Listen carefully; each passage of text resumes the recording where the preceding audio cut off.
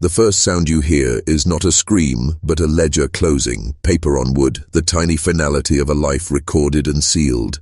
In the next 8 seconds you will feel that closing like a jaw, claustrophobic, precise, inevitable. Listen, there are secrets that were never meant to exist outside ledger lines and locked trunks. They live in courthouses with missing pages, in letters yellowed and hidden beneath false bottoms, in the wooden ribs of barns where the world pretends to be ordinary. Today, I will show you one of those secrets. A small farm, an ordinary morning, and a decision that fractured a county's comfortable story into jagged pieces. You are being invited, not to pity, but to observe the mechanics of power. The way cruelty trains a person like a machine, and how, under pressure, even machines can break and become something else. This is not a tale of saints. It is an anatomy of control. Pay attention to details. Notice the quiet parts. The way someone learns to make themselves smaller so the world can tolerate them. The way a man's daily rituals multiply into an ideology that justifies anything he chooses to do. Notice too the ledger of memory kept by the one who has nothing else. A record kept like a weapon hidden in plain sight. We will walk slowly into that barn, into the dust-lit air where tobacco smells like old money and older violence. And we will hold the moment that flips an entire life. I will speak plainly, because the only way to understand power is to see it named. I will let you feel the calculations that lead a person from survival to premeditation, because the transformation matters more than spectacle. There will be no sensationalism here, only the cold, careful architecture of revenge laid bare. I will teach you how cruelty molds its victim into strategist, how a ledger of slights becomes a map. If you want to look away, do it now. If you want to remain comfortable, go elsewhere. This is the place that strips away polite history and shows you how a man's daily humiliations can be engineered into terror. These are not stories for the faint. Stay with me, and let the light we bring be the kind that scorches, not soothes. This truth will change you, permanently. Listen closely. History loves to sanitize itself, to launder cruelty into numbers and footnotes. But behind every statistic, behind every line in a forgotten archive, there is flesh, there is will, and there is the quiet ticking of a mind that refuses to break. In 1841, Rutherford County, North Carolina, appeared harmless. Rolling hills, tobacco drying in barns, neighbors speaking of harvests and weather as if their society wasn't built on human bones. The men who controlled those lands believed themselves untouchable, ordained by both law and scripture to bend others until they snapped. But power blinds its holder. It cannot see that the same pressure it exerts creates not only suffering but also the discipline of observation. And Ruth Coleman was watching. She was learning. From the moment she was moved into her master's house after his wife's death, she became more than just a servant. She became a subject of experiment, an object to receive calculated humiliations crafted precisely so she would understand her place. That is what makes this story different. This was not a master losing control in fits of passion. It was methodical. He studied her the way one studies livestock, testing limits, learning how far he could bend without breaking her. A boot to the back, never the face. A withheld promise of food, never enough to starve, just enough to wound the spirit. This was power as science, punishment as philosophy, and Ruth, forced to endure, began to understand the contours of domination better than any overseer ever could. Every cruelty recorded itself into her memory like marks on parchment. Every broken promise became a line in a hidden book only she could see. She had nothing else, but she had that, an internal ledger of offenses. While others prayed for survival, Ruth learned to think like her tormentor. She studied how small freedoms became weapons, how anticipation of pain cut deeper than pain itself. She learned how false hope destroyed the will faster than lashes. She learned patience, and in that patience, her mind sharpened into something dangerous. What no one tells you is that control always contains its own undoing, A system that thrives on humiliation also trains its victims in the architecture of manipulation. It molds them into the very instruments of its collapse.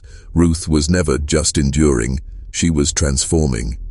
Quietly, invisibly, a new law was being written inside her, that debts would be paid, that ledgers would be balanced, and that one day the architect of cruelty would be examined by his own design.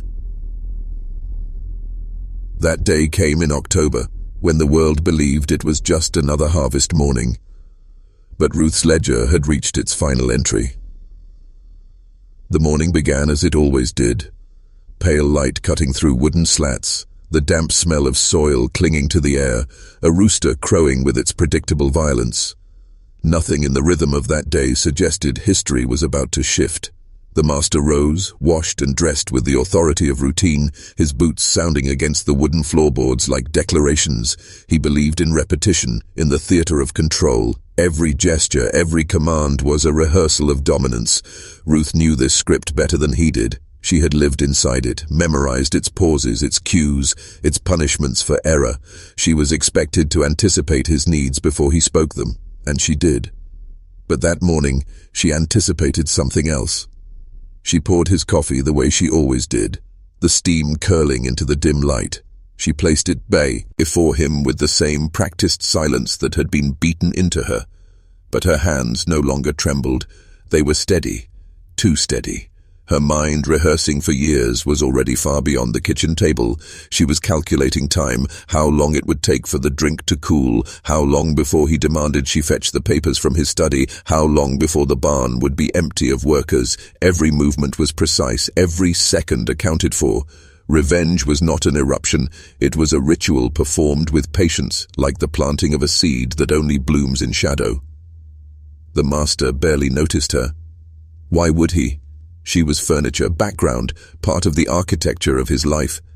And this blindness was his greatest weakness. He did not see how the silence he had forced upon her had become her shield, how her invisibility had sharpened her into a blade hidden in plain sight. He read the paper, muttered about markets, scratched his beard. He believed himself immortal inside his daily routine. That was the illusion Ruth had allowed him to live in. That was the illusion she would now use against him. Because in the barn, under layers of hay and wood, something waited. Something small, unimpressive at first glance. A vial, a powder, a fragment of knowledge passed down in whispers among women who had nothing but silence to arm themselves with. A poison that required patience, timing, calculation. A poison that mimicked illness so perfectly no coroner would question it. Ruth had acquired it the way she had acquired everything, by listening, by waiting, by paying attention to details others thought she was too broken to notice. That morning, the coffee was not just coffee, it was the first note in a symphony she had been composing for years, a performance in which every cough, every tremor of his hand, every bead of sweat on his brow would be part of the music of retribution, and she would not play it fast. No, this would be slow, deliberate, and merciless, the way he had taught her cruelty should be. He drank without suspicion. That was the beauty of routine. It turned even the cruelest man into a creature of habit, predictable, vulnerable in ways he could never imagine. The first swallow was nothing, the second still nothing. Poison is never theatrical in the beginning. It is subtle, patient, a whisper inside the body rather than a scream. And Ruth watched him as she cleared the table, her face expressionless, her movements ordinary. She had mastered the art of hiding her thoughts, of shrinking herself into silence. But inside she was taking inventory of every detail. The way his hand lingered on the cup, the way his eyes narrowed as if distracted by something imperceptible. The powder she had chosen was no accident. It was the kind that mocked natural illness, the kind that could stretch itself across days, even weeks, so that its presence felt less like a crime and more like God's will. She had learned of it in fragments. Whispered warnings exchanged between women bent over laundry, stories buried in kitchen gossip, rumors about a master who had wasted away with no one to blame but the Lord. Knowledge was a weapon, but it had to be kept quiet, locked beneath the tongue. Ruth had stored those fragments like seeds, planting them in her memory until they grew into strategy. As the day passed, he coughed once, then twice. He dismissed it as dust from the barn, as the onset of autumn's damp air. But Ruth knew. She moved about her duties with the same practiced civility, every action designed to reinforce the illusion that nothing had changed. She was the silent shadow of his life, invisible and obedient. He never saw her eyes, never read the steadiness in her hands, never suspected that his undoing sat not in fate or chance, but across the table from him every morning. This was not rage. Rage burns too hot, too quickly. What Ruth held inside her was colder, a controlled flame, a kind of engineering. Her revenge was mathematics. Dose against body weight, time against routine, patience against arrogance. She was crafting a narrative in which his slow decline would look like divine justice, not human calculation. That was the brilliance of it. He would not just die. He would believe himself to be cursed, weakened, betrayed by his own body, and those around him would nod, resigned, never suspecting the hand that fed him had also written his fate. By nightfall he felt tired. He told himself it was nothing. But Ruth, in her silence, marked the ledger. The first note had been played, and the music was beginning. The nights were the hardest for him. A man who once strutted through his fields with unshakable certainty now found himself waking in intervals, his body betraying him in ways he could not explain. Sweat soaked the linen, his chest tightened, and a fever seemed to hover just beyond reach, as if teasing him with glimpses of weakness. But in the morning he would rise again, believing that sheer will could bend even his own flesh back into obedience. That was his creed, to command, to dominate, to force. He had never encountered an enemy that could not be beaten into submission. Yet here was an adversary too intimate, too invisible, slipping into his veins with every swallow. Ruth played her role to perfection. She kept to silence, attending to his requests with the same measured obedience he expected. When he demanded broth, she brought it. When he called for water, she carried it. Her face remained blank, her voice subdued. But beneath the surface, she was charting the progress with the precision of a scientist. She noticed when his steps slowed. She noticed when his temper, once volcanic, now sputtered with fatigue. She noticed the tremor in his hand when he lifted a spoon, the hesitation in his voice when he barked an order. These were not random cracks. They were patterns, signals that the ledger was nearing balance. Neighbors began to whisper, as neighbors always do. They spoke of the master's sudden decline, of God's mysterious justice, of how a man so unyielding could be struck down by an ailment no doctor seemed able to name. Some suggested it was a punishment for arrogance, others that it was simply the wear of age. But Ruth knew better. This was not divine intervention, this was human design, and she was the architect. Every symptom was a chapter she had written, every spasm of pain a line in the book she had kept hidden for years. And still she did not rush. To strike quickly would have been to risk discovery, to waste the very discipline that had carried her this far. No, the performance had to be prolonged. It had to echo the years of humiliation she had endured, each insult mirrored by a day of his suffering. His body was the stage, and she was orchestrating his collapse as carefully as he had once orchestrated her silence. This was not just revenge. This was education, a lesson written into his flesh, teaching him at last what it meant to be powerless. By the fifth night, he begged for relief in the privacy of his room, and Ruth, standing at the doorway, offered him water. In that moment, the roles had inverted completely. The master who once demanded obedience now depended on the very hands he had tried to break. He did not yet see it, but he had already lost, and Ruth, silent as always, was the only one who knew.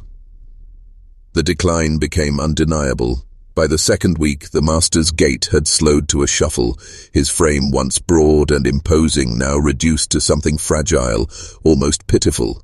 His voice, which used to thunder through the house, calling orders with arrogant certainty, now rasped with weakness. But pride is stubborn. He insisted on sitting at the head of the table, insisted on handling papers he could barely read, insisted on reminding those around him that he was still master. It was not conviction. It was theater. A man drowning but refusing to let anyone see the water filling his lungs. Ruth observed with the detachment of a surgeon. She did not gloat, she did not soften. She moved with the same precision she always had, attending to him without hesitation, but inside she was marking each stage of the unraveling. His cough deepened. Another entry. His appetite waned. Another mark. The cold that seemed to cling to him even as fires blazed in the hearth. Another sign the balance was tipping. She was measuring the slow collapse with the same cold exactness he had once measured her capacity for endurance. The community noticed. Neighbors came with expressions of concern that masked quiet satisfaction. Some whispered that the landowner had been cursed, others that the sins of his cruelty had finally reached heaven's ears, yet no one dared suggest human hands had guided his fate. That possibility was unthinkable, because to admit it was to admit that the powerless were not powerless at all. They preferred the comfort of divine mystery. Ruth encouraged that illusion. She lowered her eyes when they spoke of God's justice, nodded when they muttered prayers, and never allowed even the faintest flicker of triumph to cross her face. Her silence became her camouflage. Inside, however, a new kind of power was awakening. It was not the desperate survival of before, nor the quiet endurance of years. It was authorship. She was no longer a character trapped in his story. She was writing the script now, each dose of powder another line, each symptom another paragraph. The ledger was becoming a narrative of reversal, one she controlled absolutely. And as the master lay in bed, shivering with fever he could not name, he began to sense the terrible irony. The only person who could comfort him, who could ease his thirst, who could wipe his brow, was the very woman he had tried to crush into nothingness. His dependence grew daily, and with it came a new kind of fear. He did not yet know the source of his illness, but he began to suspect the truth he could never say aloud, that the silence he once owned no longer belonged to him. It belonged to her. By the third week, the master's decline had taken on a rhythm, a steady dismantling of the body that mirrored the steady dismantling of Ruth's former life. His hands, once capable of striking without hesitation, now shook when lifting a spoon. His voice, once sharp and commanding, broke into whispers, hoarse and uncertain. The man who had engineered humiliation with such care now lived in humiliation himself, carried to bed by others, stripped of dignity by the body he no longer ruled. The balance was not poetic, it was mathematical, precise, almost mechanical. Every cruelty he had inflicted was now returning to him in slow installments. Ruth did not need to invent expressions of sympathy. Her face had always been unreadable, her voice always measured. When she wiped his brow, she looked the way she always had. When she brought him broth, her steps were the same as they had been years before. To the casual eye, nothing had changed. That was her genius. She had made herself invisible for so long that now, in the very moment of her power, she remained invisible still. No one saw the architect behind the collapse, no one recognized the hand guiding the decline. But inside, Ruth was not invisible. Inside, she was luminous with purpose. She measured every dose like an accountant balancing books, every symptom like a clerk tallying entries in a ledger. She did not hurry the process, she savored its precision. For years she had been forced to endure time stretching endlessly, each day another repetition of pain. Now she owned time, she controlled the pace, the rhythm of his undoing. Where once she had been bent beneath routine, now routine bent beneath her will. And the master, in his mimed state, began to glimpse something he could not name. Lying in bed, he felt the weight of her presence at his side. He sensed the steadiness of her hands, the calm way she moved about the room. And for the first time, perhaps in his entire life, he saw her not as furniture, not as shadow, but as figure. And that recognition terrified him. He had built his life on the assumption of her invisibility. To see her now, even faintly, was to feel the walls of his world collapse. Each night he whispered a prayer into the dark, asking God to lift the curse. And each night Ruth stood at the doorway, silent, listening.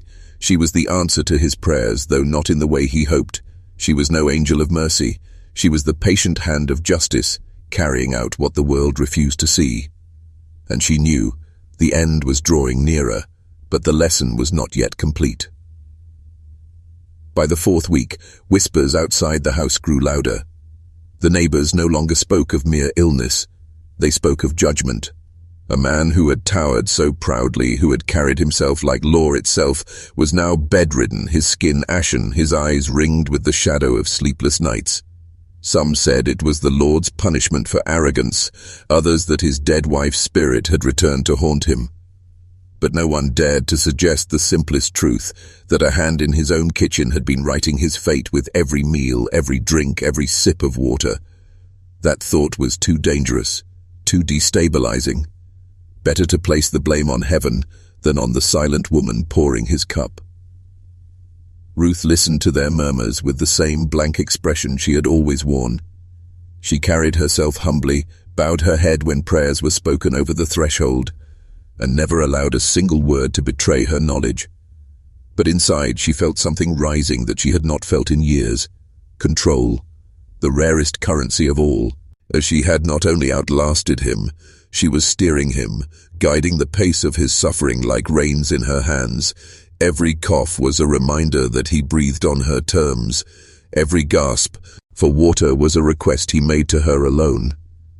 The same silence he had once beaten into her now became the silence that protected her, concealed her, weaponized her. He began to beg. That was the change she had been waiting for. A man who once commanded without question now whispered for comfort. He asked her to sit near the bed, to cool his fever, to read passages of scripture in a voice he once mocked as unworthy. And Ruth did it. She read in that steady, measured tone, her hands folding the pages with deliberate calm. To him, it felt like mercy. To her, it was the final humiliation, forcing him to lean on the very person he had tried to grind into dust. Every request he made deepened the reversal. Every plea etched the lesson further into his body. At night, he dreamt aloud, tossing in fever, speaking fragments of guilt he had never admitted in daylight. He mumbled the names of those he had broken, called out commands as though trying to reassert control even in sleep. But his words dissolved into whimpers. And Ruth stood in the doorway, arms folded, watching. She did not smile. She did not speak. But her eyes, steady and unblinking, carried the truth. The reckoning was already here. Each day he sank further into weakness.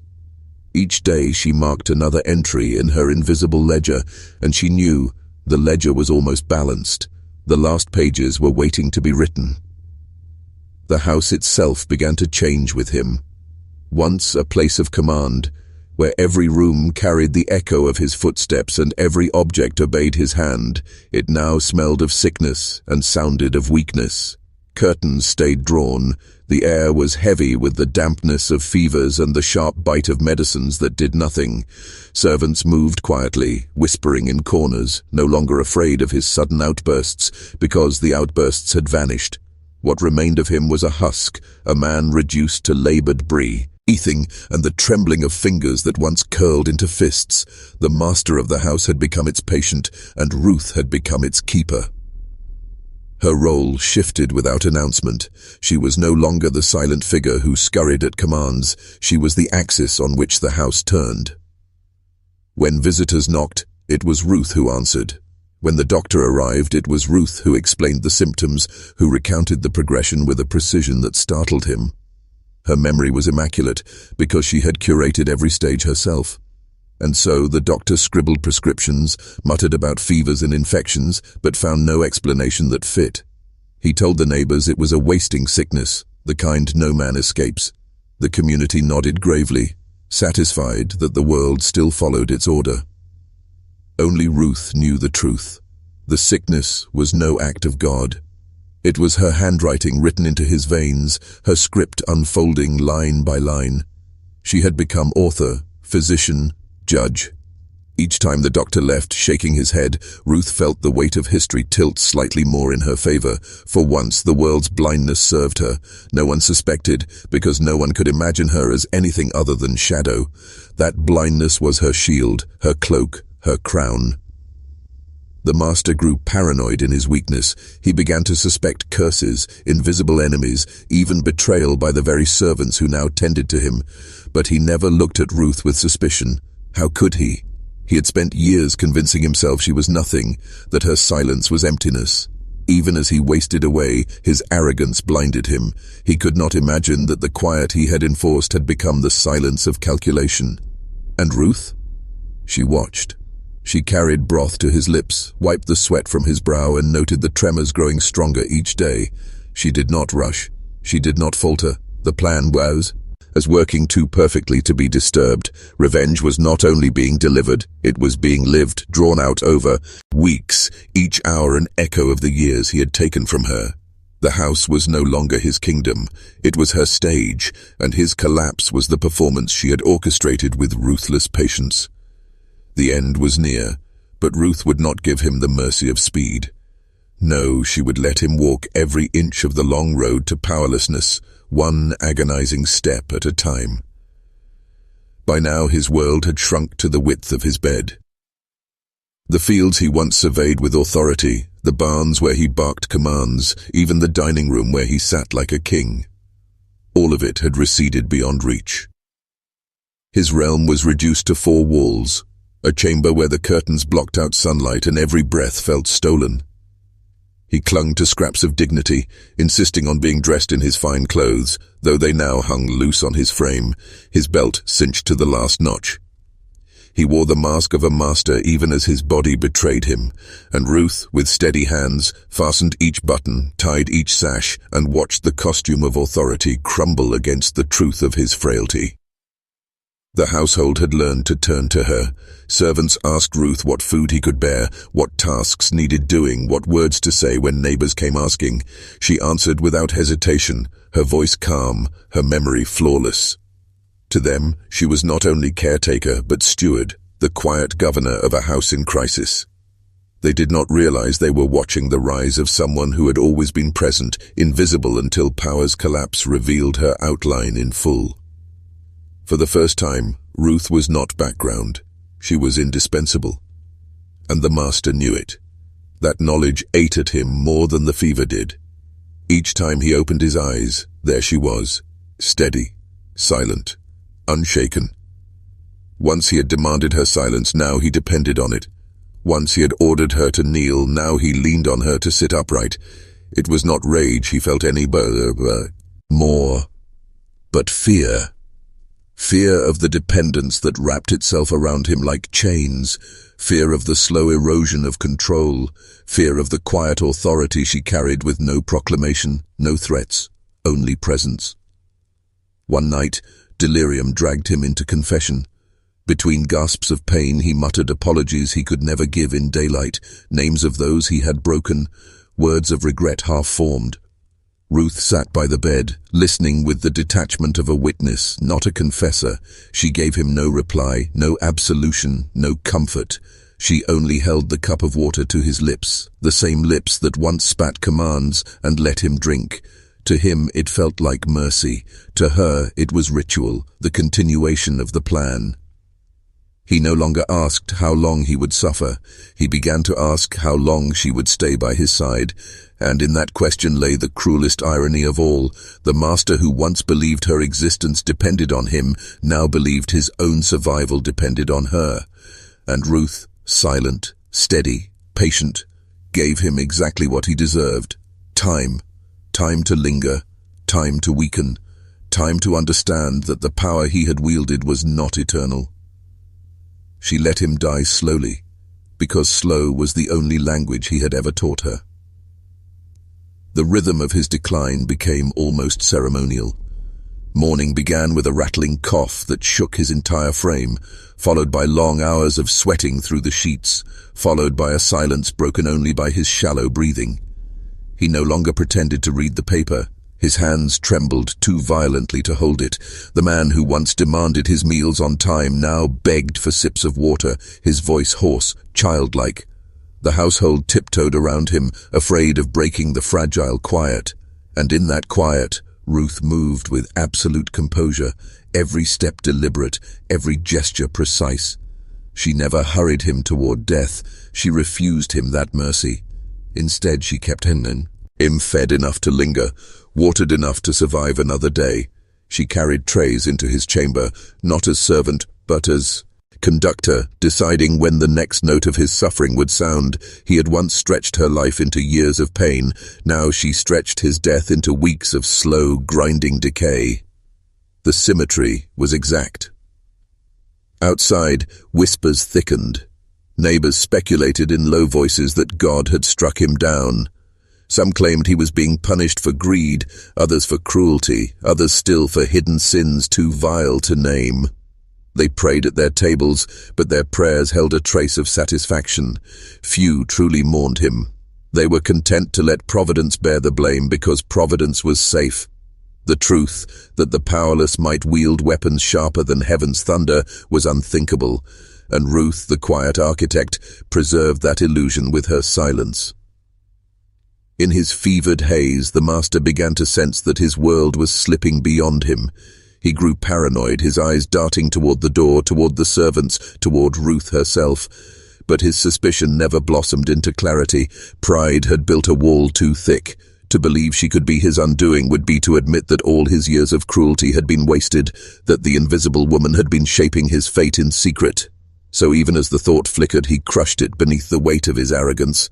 Better to believe in curses than in her. At night he reached for her hand. Once he would have struck it away. Now he clutched it with desperation, clinging to the very presence he had sought to erase. Ruth allowed it, not out of compassion, but because dependence was part of the punishment. To die needing the one you despised, that was the truest humiliation. She let him grip her fingers, let him whisper his fears into the darkness, let him beg for strength he would never regain, and she remained as she had always been, silent, steady, unreadable. Every night she marked another line in the invisible ledger, the balance. It was almost complete, but she would not close the book too soon. The story was still unfolding, and she intended to write the ending with the same patience that had carried her through the beginning. By the 6th week, the master was unrecognizable. His once broad shoulders had collapsed inward, his jaw slack, his skin the color of parchment left too long in the sun. He had been reduced to whispers and groans, his body a cage that no longer obeyed him. Yet in his mind, the struggle continued.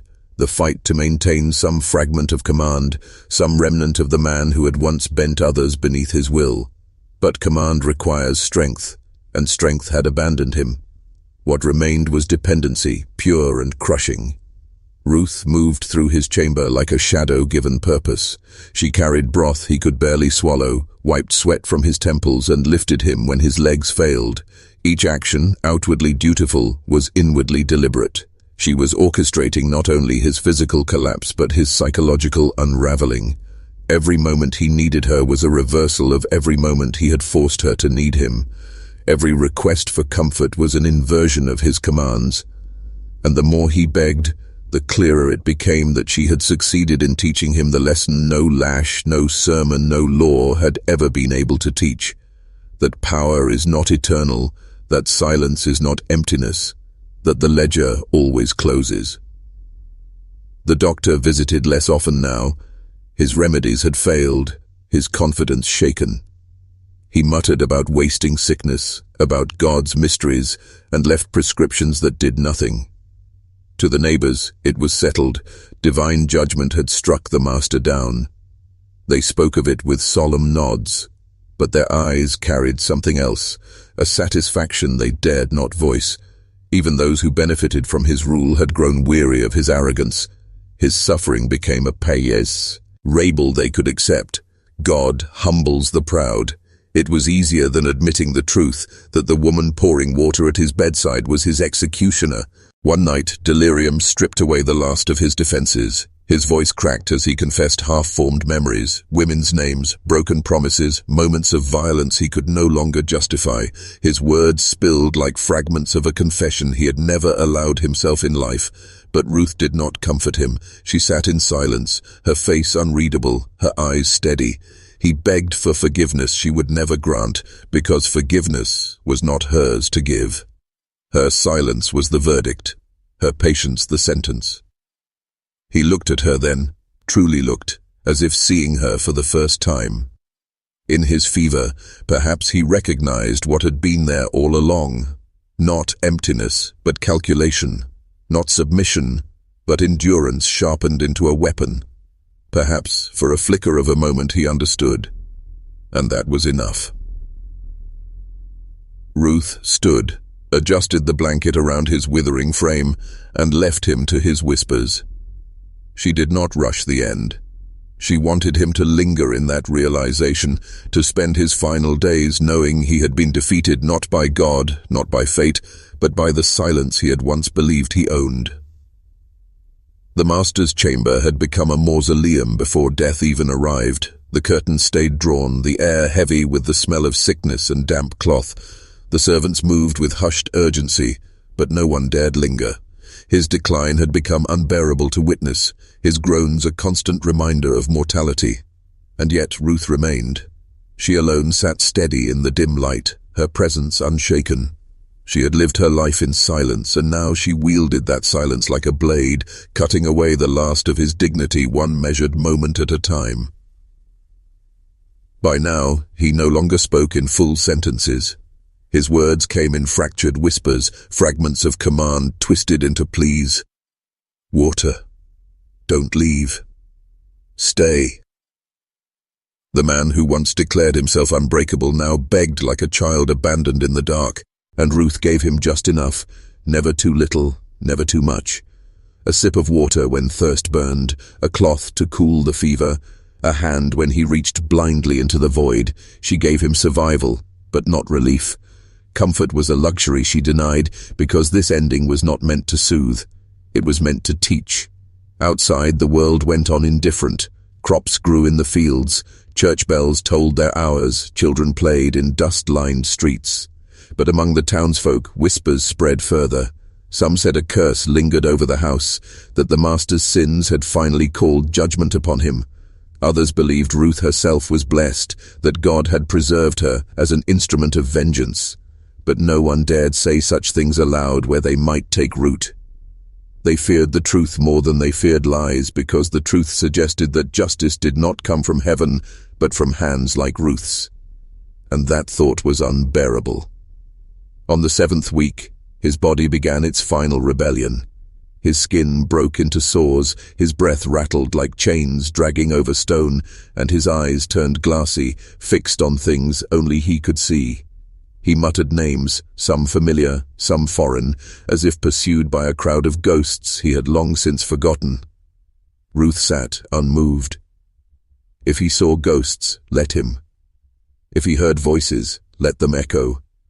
It was fitting that the dead he had silenced in life now came to claim their space in his mind. She would not interfere. She would only witness. One night, as the fever rose higher, he clutched at Ruth with shaking hands and whispered, You're still here." It was not gratitude. It was disbelief. Even in his haze, the thought struck him as impossible, that she, of all people, would not abandon him at the edge of death. But Ruth only pressed his hand back against the bed, her gaze unflinching. "Yes," her silence seemed to say. "I am here. I have always been here. And now, you see me." It was the cruelest mercy of all, to be acknowledged, not in life's triumph, but in life's ruin. He had built his power on making her invisible. Now, in his final days, invisibility was gone. She was the only reality he could not escape. The final days dragged on like an endless twilight, a stretch of time that felt neither alive nor dead. The master no longer rose from his bed. His body had collapsed inward, a hollow frame clinging to bones. Each breath was a rattle, each exhale a surrender. The man who had once filled rooms with his voice now filled them only with silence and the faint, wet sound of struggle. It was a silence that Ruth had cultivated, one that grew heavier with every passing hour. She cared for him with the same patience she had carried all her life, but there was no tenderness in it. Each gesture was measured, precise, deliberate. She wiped his forehead with cool water, not to comfort, but to prolong. She fed him broth when he was too weak to lift the spoon, not to nourish, but to prevent release. She held his hand when he reached for hers, not to reassure but to remind him that the one he had tried to erase was now the one keeping him tethered to this world.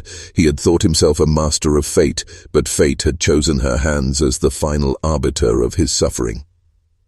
At night, the fever took him deeper into hallucinations, his voice cracked with confessions no priest would hear. Stolen land, broken bodies, women silenced beneath his power. His words spilled like the unraveling of a man who finally saw the weight of his deeds, but had no time left to escape them. Ruth did not shush him. She let the words fill the darkened room, let them cling to the walls, let them echo back into his own ears. He was speaking into a void, and that void was her silence. It swallowed everything and returned nothing. The neighbors avoided the house now. Even the doctor came reluctantly, shaking his head at the futility of medicine. They whispered that the place was haunted, that Judge M. meant was consuming him from within. They did not know how close to the truth they stood. Justice was in the house, but it did not come from heaven. It came from a woman who had learned to turn endurance into a weapon sharper than any blade. On the 10th week, his eyes lost their fire. They stared past her, glassy and unblinking, though his body still fought on. In those eyes, Ruth saw not defiance but recognition, faint, fleeting, but real. For a moment, it was as though he finally understood.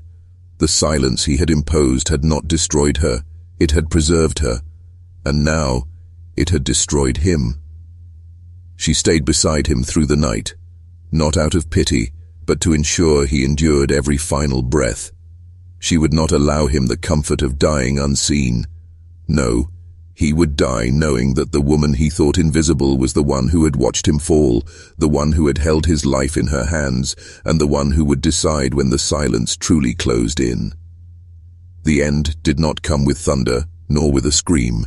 It crept in slowly, like a shadow spreading across the floor, swallowing one corner at a time until there was nothing left. By the 11th week, the master was more spectre than man, skin stretched thin, lips cracked, eyes flickering in and out of lucidity. His breath rattled like broken machinery, each gasp sounding less like survival and more like a countdown. The house itself seemed to hold its breath, waiting for the inevitable. Ruth remained constant, as she always had. She moved with a calm that unnerved even the servants, who whispered among themselves but never dared ask what gave her such unshakable composure. They did not understand that she had lived this moment for years, though she had not known when it would come.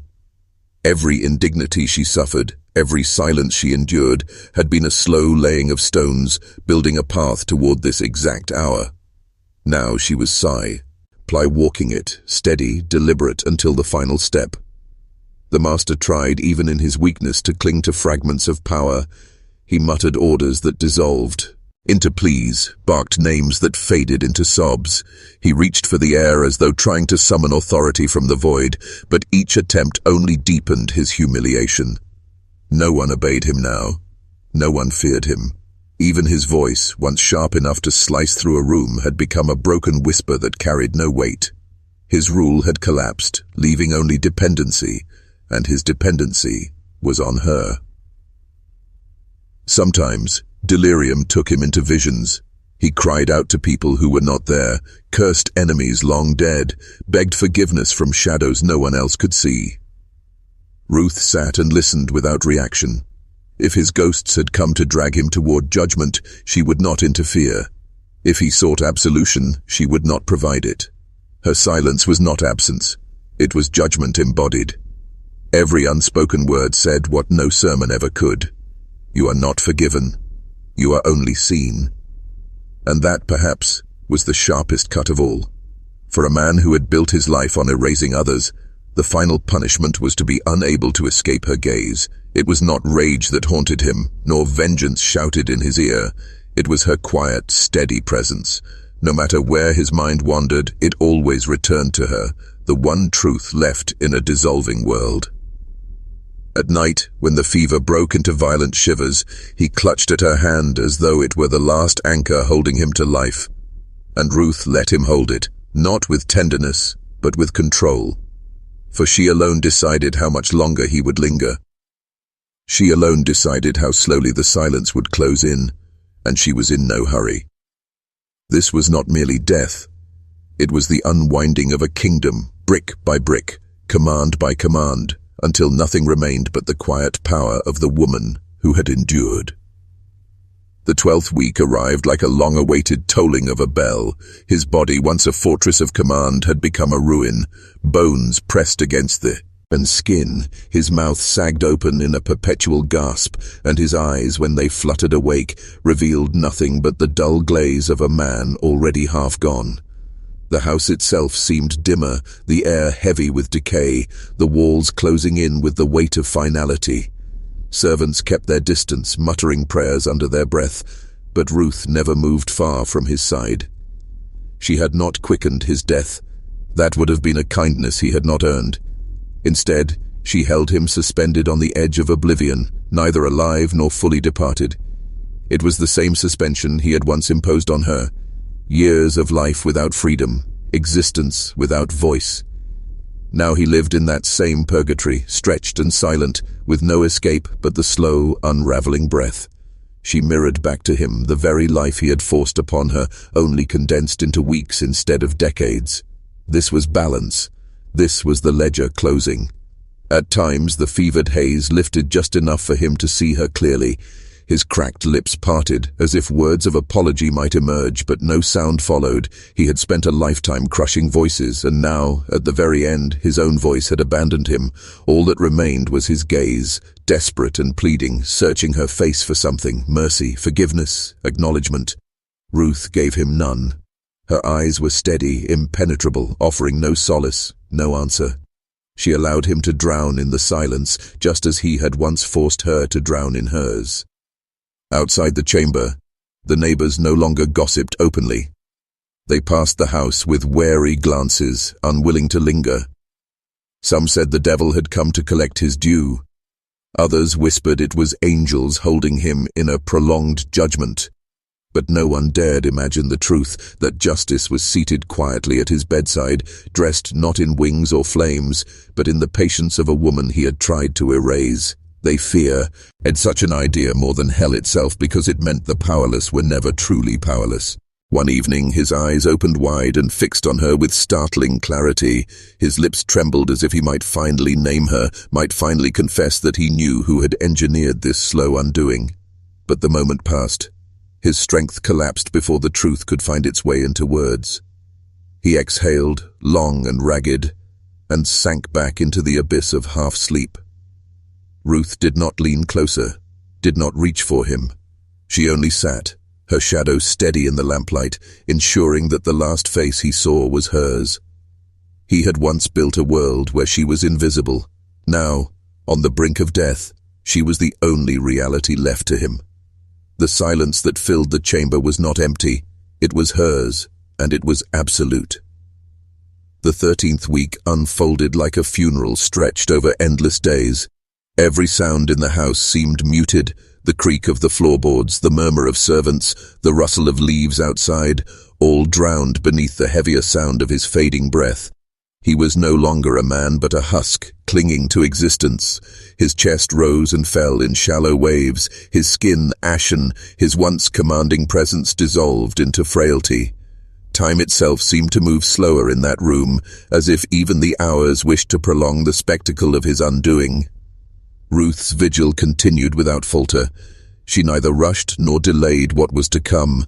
Her face carried no triumph, no cruelty, only the same composure that had carried her through every year of her own suffering. She had learned long ago that patience was sharper than rage, that silence could carve deeper wounds than any scream. Now, with each passing moment, her patience pressed down on him like a weight he could not escape.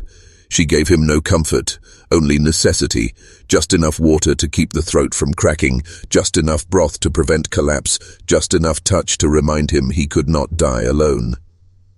At times, in his delirium, he seemed to understand. His hands clawed weakly at the sheets, his lips forming shapes that might have been apologies or curses. He stared at her with eyes wide and terrified, as though at last recognizing what she had always been. Not a shadow, not a servant, but the quiet architect of his fate, yet the recognition came too late, and his voice was too broken to speak it aloud. His silence matched hers, but his was helplessness. Hers was power. Word spread through the town that he lingered beyond reason. Old women shook their heads and muttered of curses, of justice slow and divine. Children were hushed when they asked why the man who had once towered over them now wasted away unseen. The story grew like folklore, distorted with every retelling, but always circling one truth. Something greater than him had finally caught up. None suspected that something greater sat calmly at his bedside, a woman who had once been invisible, now the sole keeper of his final hours. On the final night before his breath would fail, the house was still. He stirred briefly, his hand trembling upward, reaching for her in a last gesture not of command but of surrender. His lips quivered, eyes wet, as if begging to be released from the silence he had created. Ruth did not move. She let his hand fall back against the bed, empty, no word, no touch, no release. The silence remained absolute, filling the chamber until it seemed the very walls held their breath.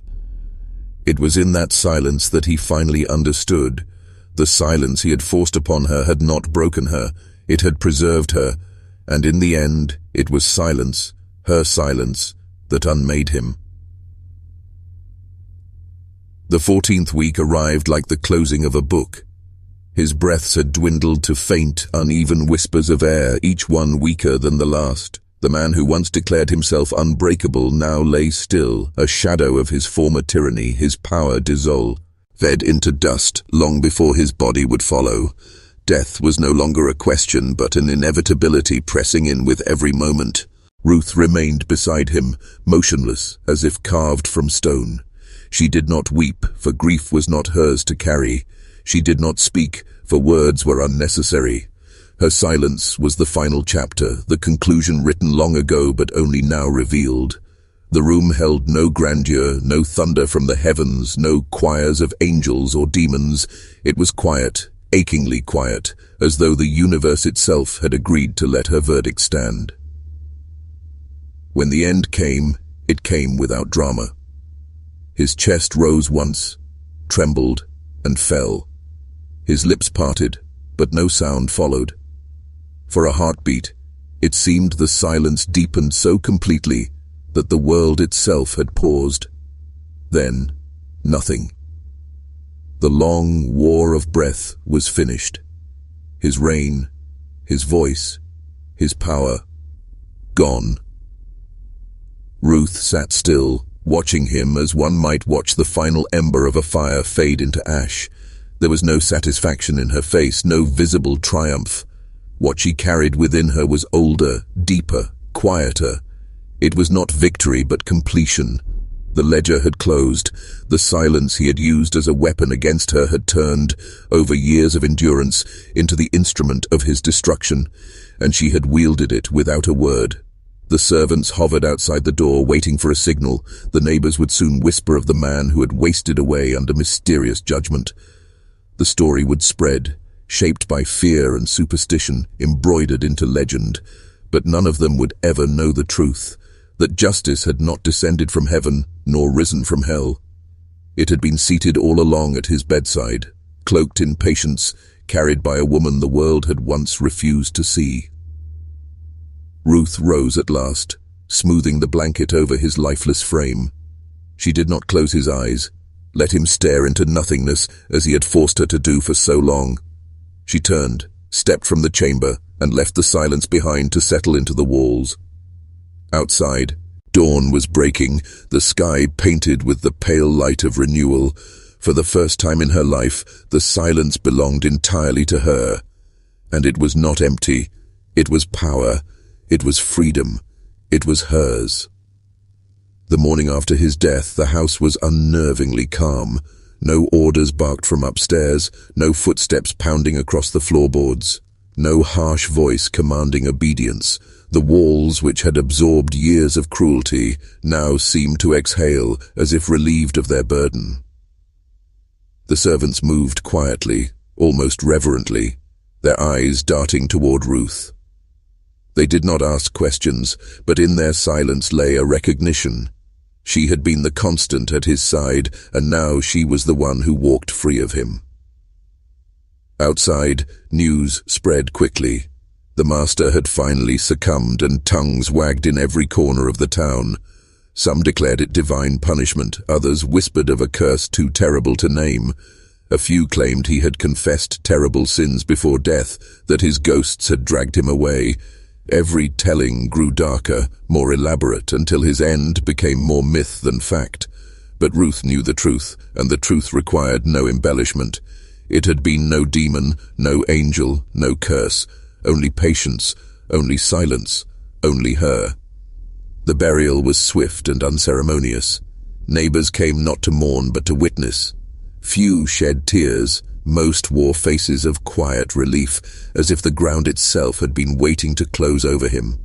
The preacher spoke words of dust and eternity, but his voice lacked conviction.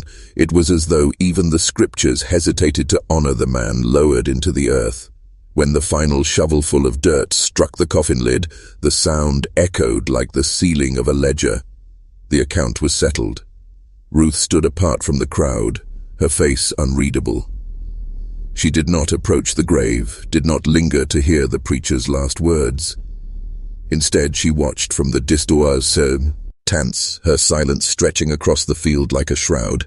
Those who noticed her presence felt a chill, though they could not explain why. Perhaps they sensed, deep down, that she had carried something to this moment they would never understand. Perhaps they saw that her silence was not grief, but authority. That night, the house was hers to walk without fear. She entered each room slowly, her steps deliberate, as though reclaiming the space one chamber at a time. The air felt different, lighter, freer, yet the silence was thick, alive, and it followed her wherever she went. But now it was no longer the silence of suppression. It was the silence of possession. In the master's chamber, she stood at the edge of the empty bed.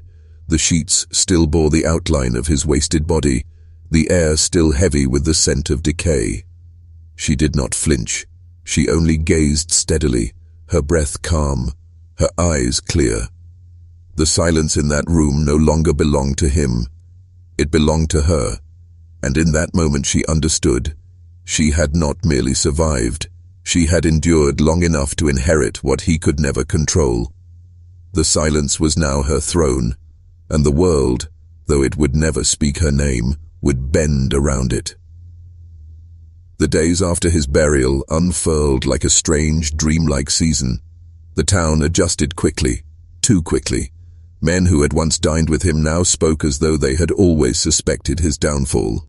Women who once lowered their eyes in his presence now traded stories of his cruelty in hushed voices. Children, emboldened, ran past his shuttered windows without fear. His absence was not mourned, it was absorbed, swallowed by the rhythm of life, as though the world itself was eager to forget him.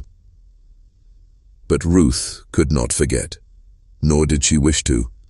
Forgetting would erase the ledger she had spent years balancing.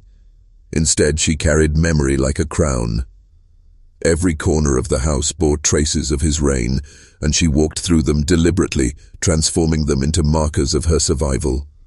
The dining hall where he once demanded silence became a space where she paused, alone, and listened to the ticking of the clock without fear. The stairwell where his boots had thundered became a quiet ascent under her control. Even the garden, where she had once labored under the sun at his command, grew differently now. Its silence was no longer one of toil, but of renewal. The servants, cautious at first, began to look to her without speaking. Their eyes asked what their mouths dared not. What now? Who would lead this house, this fractured estate left behind by a man who thought himself eternal? Ruth gave no answer in words, but her presence was enough. She did not need titles nor proclamations.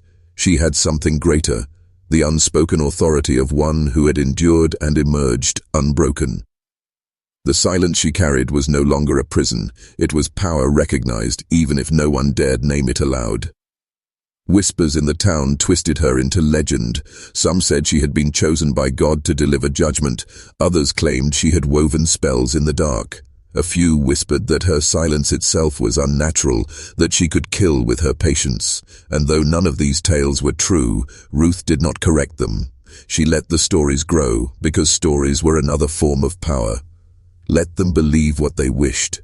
Their fear and awe built her legacy without her lifting a hand. One night, as the moon washed the house in pale silver, Ruth sat alone by the window. The silence wrapped around her, deep and endless. But for the first time it did not weigh her down. It rose instead, vast and full, like a tide carrying her forward. She realized then that she no longer lived in his shadow. She was the shadow, and the world would move differently in her presence. She closed her eyes, breathing in the freedom that came not with shouts, nor with vengeance screamed into the night, but with silence, her silence, that had reshaped the course of fate. It was no longer a weapon. It was her inheritance. It was her empire. Weeks passed, and still the silence deepened. It was no longer the suffocating hush of fear, but a vast and resonant stillness that seemed to belong only to her. The house had become a monument, not to the man buried in the earth, but to the endurance of the woman who remained. Servants tiptoed less now. Their fear had shifted, softened, reshaped. They moved with respect, not dread. Ruth had not spoken a single word of command, yet her presence ordered the house more effectively than his shouting ever had. In town the stories multiplied. The tale of his wasting death became a parable whispered over firesides and muttered in taverns. Children dared each other to walk past the graveyard where his body lay, warning that the earth itself had refused him peace. Some swore they had seen Ruth's figure in their dreams, her silence pressing upon them like judgment. Others claimed that her patience was a magic stronger than any prayer. In time, the truth and the myth blurred into one, and she became something larger than a woman, an omen, a lesson, a force. Ruth herself remained unchanged. She neither sought the stories nor denied them. She rose at dawn, walked the halls, tended to what needed tending, and kept her silence. But within her silence was a certainty she had never carried before.